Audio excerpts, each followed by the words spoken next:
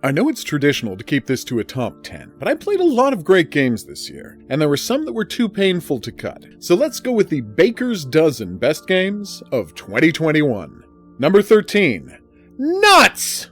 A game about squirrel surveillance has no right to be as compelling as this one. With its simple modeling, blank textures, and bold colors, Nuts takes the beauty of nature and transforms it into something strange and off-putting. An alien world where tiny monsters scurry about in the night, and the only way for the player to find them is to set up cameras and watch the footage back the next day. It's challenging, alienating, and yet strangely sweet, and in the end, inspiring. This is a weird way to start the list, since I literally can't explain why the game is so special without spoiling it. So take a look at the rest of the list, see what you think of my taste, and then come back to Nuts when you're done. You probably won't regret it. 12. That Flipping Mountain. The first Rage game I've ever finished. The decision to add super tight controls to a physics game was a masterstroke, leading to something utterly baffling. A game that hates its players while being completely fair about it. It was crazily difficult, of course, but so upfront and kind about it that I couldn't stop playing. And the aforementioned control scheme made it easy to spend 20 hours somersaulting around a dangerous mountain. 11. SUNBLAZE. A trainee superhero gets trapped inside her danger room simulation and has to overcome some truly devious trap rooms to get back out. Charming and less gory than you'd imagine given all the buzzsaws, SUNBLAZE will tax players' skills and patience in the most satisfying possible way. Every time I thought I had a handle on the game's mechanics, it threw a new curve my way, forcing me to completely relearn how to play the game. Brutal challenge, satisfying results. 10. DYSMANTLE. I was already partial to zombie survival crafting games. Then Dismantle took the bar and raised it somewhere into the stratosphere. Trapped on a mysterious island full of killer mutant zombies, the player has to both figure out what's going on and fight to stay alive in an intensely hostile environment. Without food or water bars to concern themselves with, the player is free to focus on exploration and crafting, which is where the game's big hook comes in. Basically, everything on the island can be destroyed and repurposed, turning the player into a kind of one-man wrecking crew. A delight to play on every level. 9. Speed Limit. Action in its purest form. Speed Limit makes nods to a series of arcade titles as well as notable action films, while maintaining its own character and flow. Starting off with a gunfight against a SWAT team on a subway train, the game constantly escalates the action until players are screaming through the sky in a fighter jet, battling a futuristic superplane over the city. Do I understand what's happening in this game? Not at all. Does it matter when the gameplay is this fantastic? Not in the least. 8. SKATEBIRB. It's a game about birds who use skateboarding to commit anti-corporate sabotage. Why aren't I playing this right now? 7. Shindig.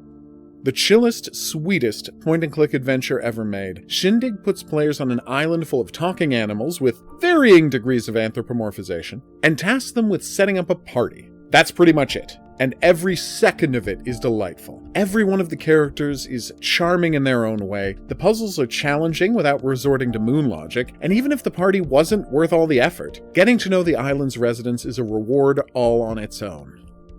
6.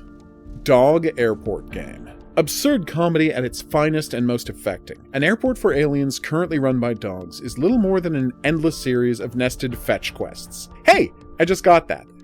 But at the same time, it manages to build an entire cohesive world for the player, while they're trying to figure out which space plane goes where. Perhaps its most impressive accomplishment is the way it manages to dovetail the love story at the center of the game with the bizarre stories of the dogs who work at the various airports. This is a world where everyone is in over their head, making it up as they go along, and trying to do their best. And as long as everyone helps each other out, we'll all get where we're going. Even if a puppy has to get extremely drunk to make it happen. 5. cozygrove. A mix of the gameplay of Animal Crossing and the melancholy of Don't Starve, cozygrove traps players on an island full of ghost bears who need help dealing with the trauma of their lives. A story about navigating regrets and reaching out to help others even if it seems like it's far too late to make a difference. cozygrove is one of the most humane games ever made, even if it's largely about bears. Also, the game features Jeremy Gruffle, perhaps the single most beautiful character to ever appear in a video game. I literally asked a friend to make me a Jeremy Gruffle plushie so that I could hug him every day and protect him from the world's disappointments. 4. Resident Evil 8.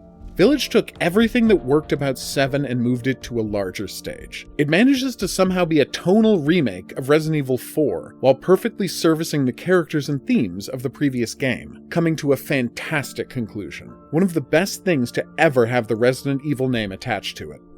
3. I Expect You to Die 2. No surprise here, I Expect You to Die was the best VR game ever made, and this sequel does everything that it did, only better and with a more cohesive structure and narrative. Every level is a playground of creative exploration, offering multiple solutions to every challenge, and the plot, which sees an actor attempting to conquer the world at the behest of the mysterious Dr. Zor, is the exact kind of 60s spy frivolity that players have come to this series for. A perfect sequel to a perfect game. 2. Gravitators. Possibly the best spaceship-themed twin-stick shooter ever made, Gravitators transcends being a throwback or retro piece, offering such a massive and varied experience that anyone looking to challenge themselves absolutely needs to play it as quickly as possible. It's a testament to how much I loved one other game that this isn't my game of the year. 1. House of Ashes. No surprise to see this at the top of the list. Until Dawn was my game of the year when it was released, and Supermassive Games have finally managed to top it with a masterpiece that perfectly utilizes their branching narrative structure. The character's great, and the story is wonderful, but the real pleasure in House of Ashes comes from replaying it again and again, and seeing just how drastically different each new playthrough is. This isn't a long game. An average playthrough lasts 3 to 4 hours.